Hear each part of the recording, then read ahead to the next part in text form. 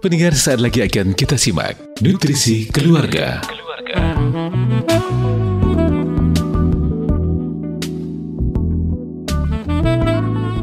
Bismillahirrahmanirrahim. Assalamualaikum warahmatullahi wabarakatuh. Radio kesayangan Anda Prasa FM, pilihan pas kita dan keluarga. Siarkan kebenaran, tebarkan kasih sayang.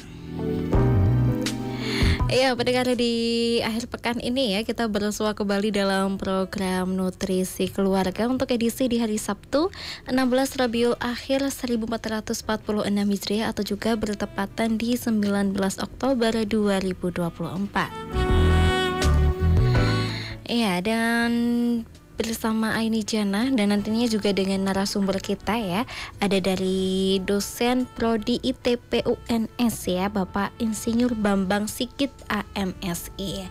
Dan semoga juga kabar sehat untuk semua pendengar ya, dimanapun Anda berada sambil menyaksikan di live streaming kami di YouTube ya 102,2 Persada FM dengan tema kita di pagi hari ini yaitu mengurangi limbah makanan saat dikonsumsi. Nah, ini mungkin para bunda ataupun para ayah yang tetap di dapur begitu ya. Nanti ada pertanyaan mungkin bisa dicek di kolom komentar di YouTube kami.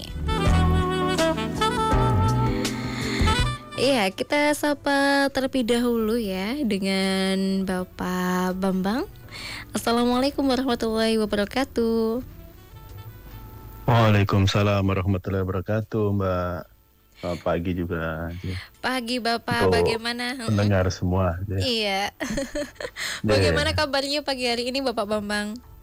Alhamdulillah sehat-sehat, Mbak. Ini habis jalan-jalan tadi pagi. Wah, tetap ini ya, berolahraga di akhir pekan ini Bapak Bambang ya.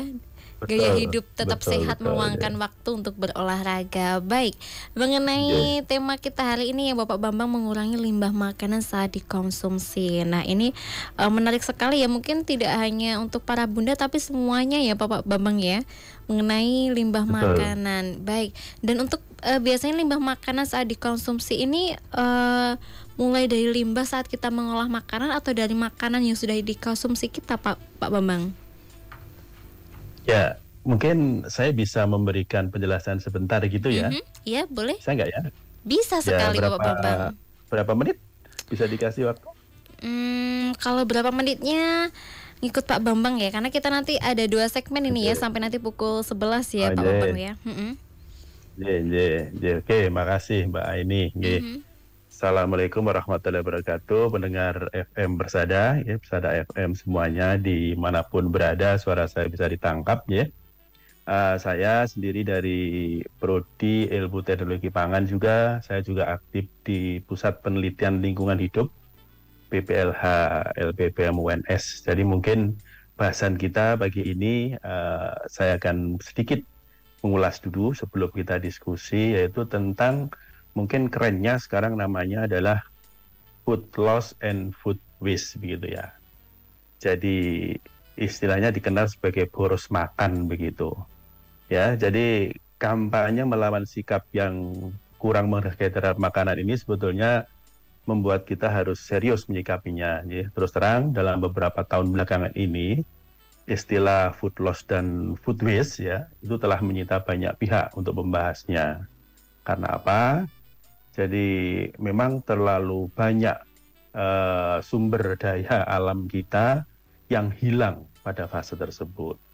Ya, beberapa kalangan malah menyebut food loss, food waste ini pada dasarnya merupakan bagian tak terpisahkan dari ketahanan pangan suatu negara, ya, suatu bangsa. Itu sebabnya akan menjadi sangat serius ya, hal yang sangat wajar bila persoalan ini, yaitu food loss, food waste ini diposisikan ke dalam salah satu upaya untuk memperkuat ketahanan pangan itu sendiri. Ya, kita tahu bahwa ketahanan pangan itu sampai ke tingkat keluarga. Ya, jadi definisinya keluarga harus bisa mengakses pangan, memanfaatkan selain ketersediaan tentunya. Ya, kita bisa mengatakan food loss and food waste ya, sudah saatnya memperoleh perhatian khusus untuk kita semua, terutama oleh pengambil kebijakan sebenarnya. Hal ini penting dicermati karena dari hulu hingga hilir sering kita dihadapkan pada kenyataan bahwa food loss and food waste ini yang tidak terbayangkan. Jadi mohon maaf, kita itu negara yang paling boros tentang ini. Bisa kalau kita searching di beberapa Google itu, kita negara paling boros nomor 2 setelah Arab Saudi untuk memboroskan makanan ini. Jadi sebenarnya apa toh yang disebut food loss and food waste ini? Jadi food loss sendiri itu sama kehilangan pangan. Food waste ini adalah mungkin bisa terjemahkan sebagai sampah makanan gitu ya, ya sama-sama hilang juga di situ. Jadi yang disebut food loss itu adalah kehilangan pangan kita dari mulai produksi di ladang ya, saat contoh yang paling gampang saat kita panen padi, di situ ada rontok dan sebagainya gitu ya. Kemudian pasca panen dan penyimpanan ini juga banyak yang hilang di situ saat kita ada pengangkutan, kemudian ada pemrosesan, pengeringan dan sebagainya juga banyak yang hilang. Kemudian saat pemrosesan menjadi, kalau padi menjadi beras, itu juga ada yang hilang saat pengemasan. Itu yang sering kita kenal dengan food loss, kehilangan pangan. Nah, sedangkan yang food waste sendiri, yang bahasan kita pada pagi ini, itu pangan hilang saat distribusi dan pemasaran dan saat konsumsi. Artinya apa? Jadi saat setelah, kalau kita contohkan tadi padi ya, padi setelah menjadi beras kemudian sampai ke rumah kita untuk siap dimasak dan seterusnya. Setelah siap dimasak, dihidangkan di piring, kemudian kita makan. Nah, ternyata apa yang ada di piring itu kita tidak makan semua. Jadi malah sebagian ada yang seolah-olah kita biarkan untuk menjadi sampah. Ya, bahkan menurut beberapa penelitian ternyata hampir 30-40%, Mbak, kita kehilangan di situ. Dan terbesar itu saat bulan Ramadan dan hari raya. Ini kan aneh ya, kita sebagai umat Islam harusnya sangat memperhatikan ini. Kemudian ternyata pada saat hari-hari besar kita, ternyata kita juga banyak membuang makanan itu. 30-40%. Dan ini bukan hal yang kecil ya dari produksi kita semua sebenarnya itu. Kalau itu bisa kita tekan katakanlah menjadi 20% saja, separuhnya ini sudah besar kita mendapatkan kembaliannya itu.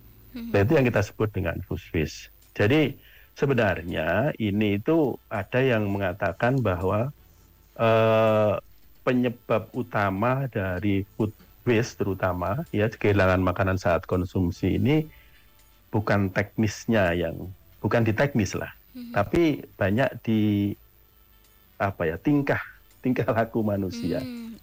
Jadi dikatakan bahwa ini termasuk psikologi lingkungan sebetulnya, Pak, katanya gitu ya, psikologi lingkungan. Jadi behavior manusia terkait dengan makanan. Kita sendiri tahu kalau kita pas masuk ke restoran itu ada orang pesen makanan banyak, kemudian kita lihat setelah selesai makan tuh banyak yang disisakan dan itu akan pergi ke sampah semua. Ya, jadi dia makan semua, tidak mereka makan tetapi disisakan semua untuk ini yang kebiasaan seperti itu. Lah bagaimana cara kita untuk mengatasinya itu? Lah ini yang perlu. Nah, makanya di media ini, di radio ini mudah-mudahan banyak yang mendengar dan kita juga banyak memperhatikan itu sehingga food waste ini betul-betul bisa kita tekan. Tentunya kalau kita tekan banyak untungnya ya. Sekalian kita mungkin biasanya katakanlah 1 bulan menghabiskan sekian kilogram untuk padi saja ya, untuk beras saja. Mungkin karena kita bisa menekan yang hilang, kita mungkin akan bisa mengurangi. Untuk makanan yang lain juga demikian. Nah, ini juga dampaknya akan ke keluarga sendiri. Saya kira itu mungkin Mbak pembukaan saya dulu untuk sebelum kita diskusi. Terima kasih. Iya, baik. Pemaparan awal mungkin sangat banyak orang yang awam begitu ya Pak Bambang ya mengenai tadi food loss dan food waste. Nah ini menggarisbawahi mengenai ini ya tingkah laku manusia. Nah begitu. Dan tadi sudah dijelaskan oleh Pak Bambang mengenai food loss dan food waste, perbedaannya begitu ya Pak ya. Dan mungkin paling banyak tadi kerugiannya di food waste ya saat kita mengkonsumsi makanan. Nah ini kalau dari dampak food waste sendiri itu apa ini Bapak Bambang? Ya, terima kasih Mbak.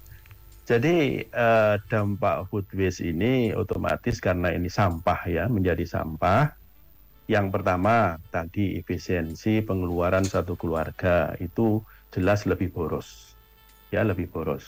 Biasanya kita mengkonsumsi katakanlah cukup setengah kilo, tapi kita tidak memperhatikan food waste ini harus mungkin menambah 3/4 kilo dan seterusnya untuk makanan yang lain juga demikian. Mhm. Jadi per hari berapa, per bulan berapa, ini bisa kita hitung, ini cukup besar sekali. Mhm. Itu yang pertama. Kemudian yang kedua, karena sampah secara umum ya, jadi yang namanya sampah, dampak seperti sampah secara umum, apalagi untuk sampah-sampah makanan ini kan disinyalir memang betul ya, itu Mhm. banyak kalau sudah kita timbun di tempat sampah, dia Mhm. menghasilkan gas metan. Dan Mhm. kita tahu bahwa gas metan itu adalah salah satu gas efek rumah kaca yang paling dahsyat, Mhm. bahkan Ya. 300 kali dahsyatnya dari CO2. Mhm. Ya. Ya, jadi ini termasuk juga mungkin lindi dari sampah dan seterusnya. Ini dampak salah satu dampaknya. Mungkin banyak sekali dampak-dampak yang lain Mhm. ya untuk kaitannya dengan kalau kita banyak menyisakan makanan. Begitu Mbak Mhm. kira-kira. Iya, ternyata berbahaya juga ya Pak Bambang yang menimbun sampah Hmm. banyak-banyak ini ya. Nah, lalu untuk tipsnya ini dari Pak Bambang sendiri ini untuk teman-teman pendengar begitu ya. Bagaimana cara mengurangi dari sampah makanan tersendiri ya selain kita mengatur pengeluaran atau kebutuhan makanan kita ini Pak Bambang. Iya, iya. Nah ini memang tingkah laku ya, jadi Mhm. behavior dari setiap orang itu beda-beda. Nah, mudah-mudahan dengan sini ya kita harus sering-sering ketemu mereka dimanapun di komunitas apa itu sering sosialisasi. Saya Mhm. sendiri hari apa itu ya, itu ketemu dengan ibu-ibu Pokja 3 seluruh kota Solo ya. Jadi ada Mhm. 5 kecamatan itu kita berbicara tentang ketahanan pangan. Nah, di situ saya sisipkan ini. Ya, jadi saya berikan paparan singkat tentang food waste ini, Mhm. bahwa kalau kita ini seperti ini begitu ya. Itu salah satu upaya saya Mhm. untuk tadi ya. Terus saya ketemu teman-teman di Dinas Pangan Solo, di Dinas Pangan mana itu kami sampaikan juga hal seperti itu supaya mendapat perhatian. Untuk kita sendiri, untuk per orang ya artinya secara pribadi itu mungkin Mbak Aini pernah mendengar lapar mata ya, Mhm. Ya. istilah lapar mata iya. Iya. Lah ini ya itu harus kita kurangi, yang namanya ibu-ibu itu kalau belanja ke pasar kan kadang dari rumah saya ingin beli 1, 2, 3, Mhm. dapatnya malah bisa 10 bisa Mhm. 15 gitu ya sampai Iya. rumah. Nah ini memang sulit gitu kan, saya Mbak ini sendiri mungkin sebagai Iya. katakanlah ibu rumah tangga itu sulit ya.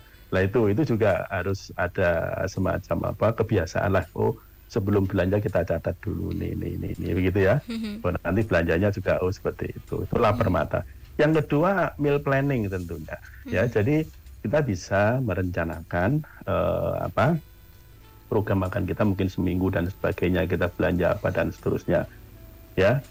Tapi itu kan mohon maaf karena banyak masyarakat kita itu yang pendidikannya juga masih rendah, hal seperti Mhm. itu kan jarang dilakukan, yaitu mungkin untuk teman-teman di kalangan kelas menengah yang sudah melakukan itu Ya. ya. Kemudian meal preparation-nya itu juga harus bagus ya, bagaimana cara menyiapkannya ya untuk makanan dan sebagainya. Kemudian ya kurangi porsi makanan.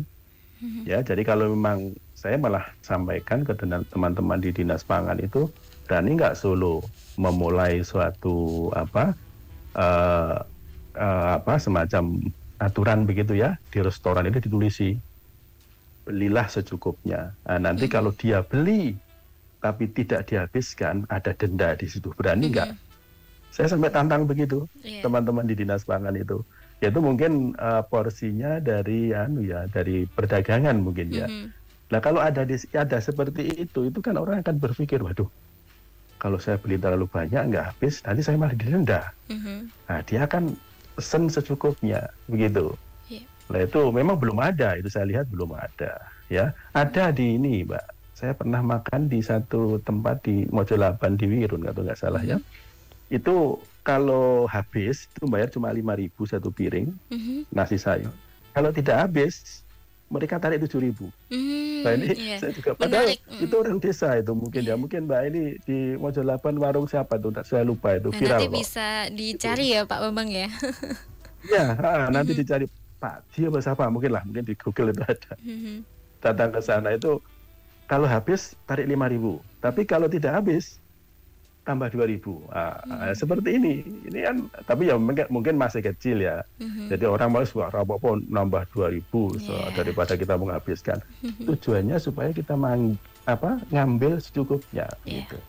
Nah, kemudian yang terakhir ya kita mengolah sisa makanan. Jadi istilah zero waste di kita itu harus betul-betul kita terapkan. Kalau memang makanan itu masih bisa dimakan, ya kita simpan untuk kita olah lagi, untuk kita konsumsi. Jangan gampang buang panganan, begitulah mungkin gampangannya orang Jawa. Iya.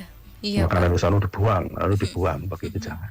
Oke, saya kira itu mungkin tip-tipnya Mbak Aini. Ya, tips-tipsnya perlu ditulis begitu ya, karena Yeah. berdampak ke lingkungan, berdampak ke kesehatan kita Betul. juga ya Pak Bambang ya. Lebih banyak Betul. mubazirnya itu tidak baik begitu ya Pak Bambang ya.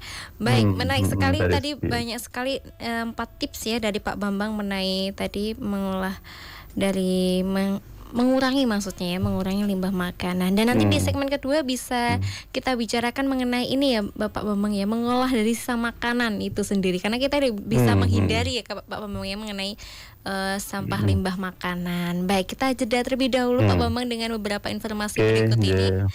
Ya, tetaplah bersama kami pendengar di Nutrisi Keluarga. Baik pendengar, masih bersama dengan kami ya di Nutrisi Keluarga pukul 10:40 waktu Indonesia Barat. Karena nanti kita akan bersama sampai pukul 11 siang begitu ya dengan Bapak Bambang Sigit AMSI, dosen prodi ITP UNS. Baik Masih mood ya. ya. Pak Bambang, tadi kita sudah tips terakhir ya Pak Bambang ya. Ya, udah. Ya, baik. Ya. Tadi terakhir kita sudah diberi Bapak 4 tips tadi ya mengenai limbah makanan, mengatasi begitu ya. Nah, ini selanjutnya bagaimana cara kita mengolah dari limbah makanan yang ada begitu Pak Bambang? Ya, mungkin sekedar. Terima kasih Mbak Aini ya. Jadi kalau kita berbicara tentang limbah pangan itu banyak macamnya ya. Jadi ada ketika contoh misalnya kalau di sayuran, di situ ada beberapa sayuran yang mungkin tidak layak untuk konsumsi ya. Kalau memang harus dibuang, harus kita buang.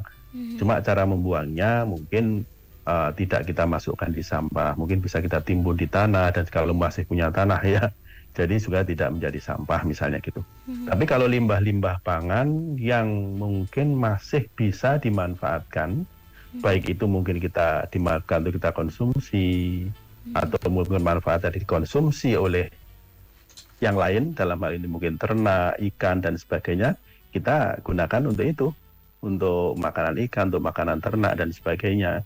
Nah, di tempat kita ini banyak orang membuat pisang goreng, itu kulit-kulitnya itu tidak dibuang ke sampah, tetapi diambil oleh yang punya ternak sapi, kambing, itu bisa dimakan itu.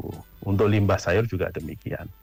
Tetapi untuk limbah-limbah yang memang bisa kita konsumsi lagi, seperti kan ada di tempat daerah saya itu juga orang buat pink melinjo itu ya Mbak ini ya.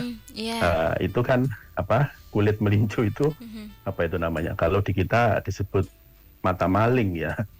Betul kah? Kalau digoreng itu loh jadi mata maling ya, itu yang namanya. Tapi aneh itu ya.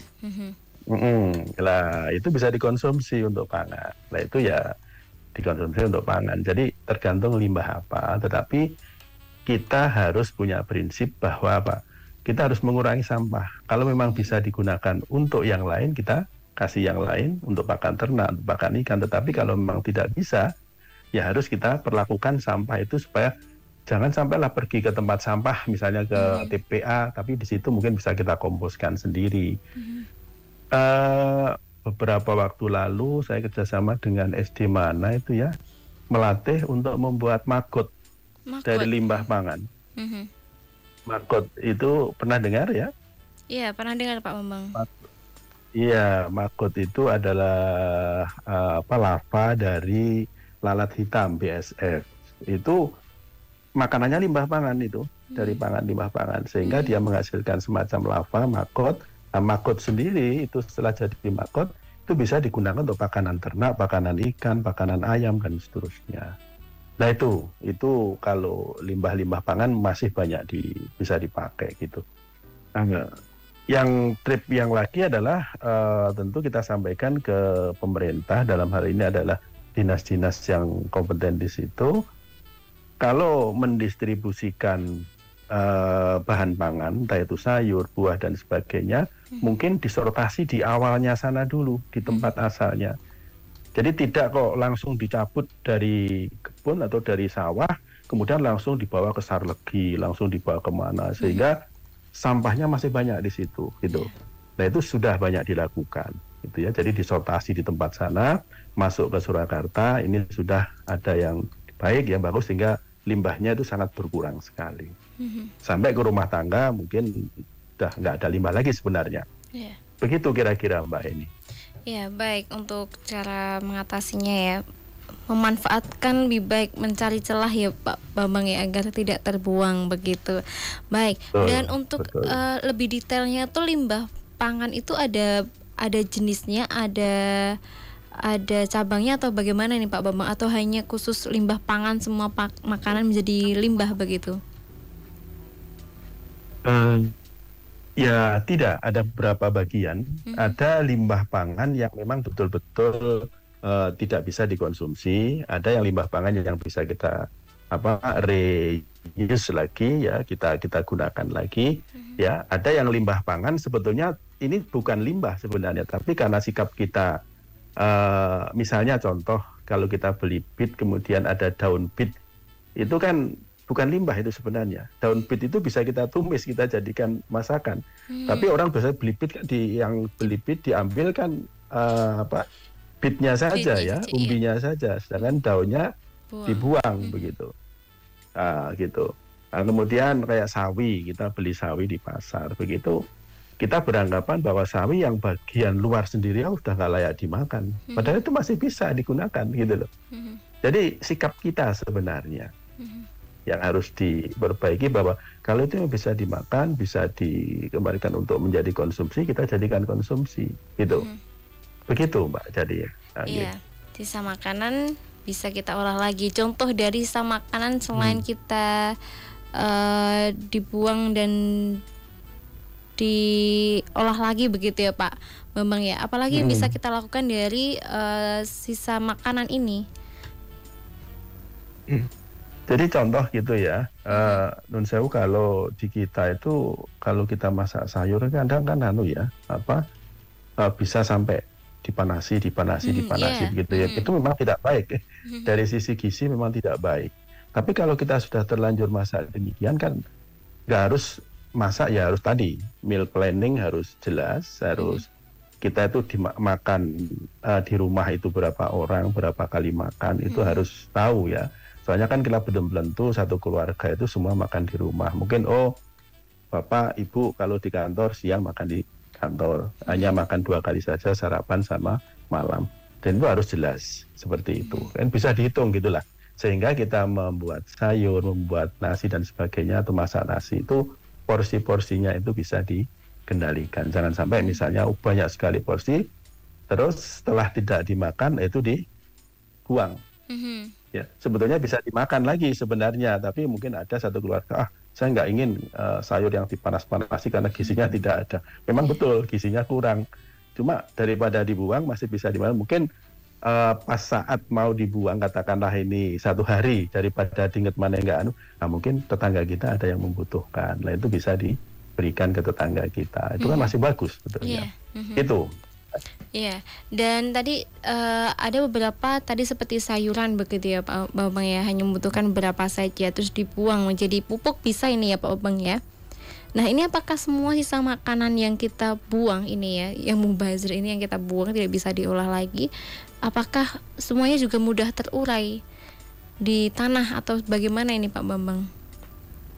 Ya, kalau itu organik ya artinya, dan sebagian besar limbah pangan itu organik. Ya, kalau organik itu mudah sekali terurai dibanding dengan limbah-limbah yang lain ya, seperti plastik dan sebagainya. Tapi kita di limbah pangan itu kan juga bukan plastiknya bukan kita makan, tetapi sebagai bungkus dan sebagainya kan juga banyak yang efeknya ke sana juga ikutan gitu ya. Jadi semakin banyak sampah kita buang, biasanya bungkusnya juga semakin banyak dan bungkusnya itu plastik jadinya. Tapi kalau sampahnya sendiri, sampah organik itu mudah diurai. Jadi bisa jadi pupuk, tadi bisa dibuat makanan BSF dan seterusnya ya. Jadi kalau ditumpuk saja, ya itu tadi akhirnya menghasilkan gas metan, air lindinya juga kurang bagus dan sebagainya. Mudah sekali diurai. Itu organik Mbak ini. Iya, lebih ini aja ya, lebih banyak pengetahuan ini Pak Bambang ya untuk tidak asal membuang, taruh saja begitu ya. Baik, dan adakah ini mungkin dari pengalaman Pak Bambang tipsnya dari olahan makanan yang sisa ini ya, agar dibuat terasa enak lagi tuh ada atau tidak, atau hanya yang khusus dibuang begitu Pak Bambang? Gini ya, saya sebetulnya bukan dari saya itu diajari teman begitu ya. Misalnya, Pak, kalau Anda membuat nasi goreng malam-malam misalnya masih sisa, biasanya kalau nasi putih nggak masalah ya, nasi putih kita taruh di Maggi jar, besok masih bisa lah kita konsumsi lagi. Tapi kalau sudah kita buat nasi goreng ternyata tidak dimakan habis, itu bisa dimasukkan plastik begitu, kemudian dimasukkan ke freezer Mbak ini. Dibeku ya, dibeku. Nah, setelah beku, besok kalau mau dikonsumsi dikeluarkan sebentar supaya bekunya hilang, kemudian digoreng lagi. Itu pernah saya coba, rasanya sama dan kualitasnya sama juga. Salah satu tip ya, salah satu tips ya. Berarti ada perbedaan juga ya cara penyimpanannya ini juga mempengaruhi ya Pak Bambang ya. Betul. Ya memang kalau sudah makanan sisa dan sebagainya itu nanti yang berpengaruh terhadap teknik penyimpanan. Kapan harus masuk ke beku, kapan harus masuk ke cooler, ke pendingin. Jadi kalau sayur nggak bisa dimasukkan ke cooler ya, ke beku ya, freezer ya. Biasanya masuk ke cooler. Kalau sayur masuk ke freezer, nanti cepat layu justru malah. Ya. Tapi kalau ikan, daging mungkin itu bisa masuk ke freezer. Begitu kira-kira. Dan untuk yang terakhir ini Pak Bambang, untuk pendengar semua ya, dari Pak Bambang yang terakhir untuk pesan dari Pak Bambang mengenai mengurangi, dari tema kita mengurangi limbah makanan saat dikonsumsi. Monggo Pak Bambang. Jadi saya sekaligus ini lewat Radio Persada FM ini mudah-mudahan banyak pendengar yang memonitor, yang mendengarkan. Jadi di ajaran kita sendiri kan mubazir itu adalah salah satu hal yang dibenci oleh Allah ya. Kita tidak boleh berlaku mubazir. Jadi sumber daya alam yang telah diberikan oleh Allah ke kita itu adalah hak semua orang. Meskipun kita bisa beli, katakanlah dimakan di restoran, bukan berarti kalau kita bebas, ya sudah saya beli nggak saya makan kan nggak apa-apa, bukan. Tetapi di situ ada hak setiap orang untuk menikmati sumber daya alam. Disitulah kita harus selalu berpikir bahwa kalau saat kita mau mengkonsumsi sumber daya alam, termasuk di sini adalah makanan, kita harus bisa menghitung kira kita mengkonsumsi secukupnya, kemudian ingat orang lain juga masih butuh sumber daya alam ini. Itu ya, mudah-mudahan dengan demikian kita akan tergugah sehingga kita terhindar dari perbuatan tadi, membuang sisa makanan yang semestinya masih bisa dimakan. Jadi kita juga terhindar dengan perilaku yang mubazir tadi ya. Jadi saya kira itu mungkin Mbak ini. Iya, terima kasih Pak Bambang atas penyampaiannya pagi hari ini ya, sampai bermanfaat bagi pendengar tentunya, tentu bagi Aini juga. Dan selamat beraktivitas di akhir pekan ini Pak Bambang.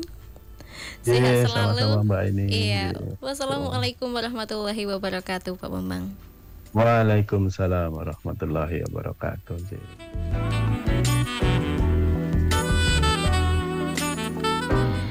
Ya, pendengar, demikian tadi ya dari pemateri kita, narasumber kita pada pagi hari ini dari Insinyur Bambang Sigit AMSI ya, selaku dosen Prodi ITP UNS, mengenai tema kita tadi ya, mengurangi limbah makanan saat dikonsumsi. Nah, ini banyak sekali bagi kita untuk lebih bisa ini ya, terjadwal atau mungkin pengeluaran kita mengenai makanan untuk tubuh kita ini bisa diatur, diporsikan sesuai dengan kebutuhan kita tentunya. Dan saya Aini Jana waktunya pamit mohon undur diri dari ruang udara Anda pendengar. Dan barang siapa bersabar dan memaafkan, sesungguhnya yang demikian termasuk perbuatan mulia. Wassalamualaikum warahmatullahi wabarakatuh. Radio Persada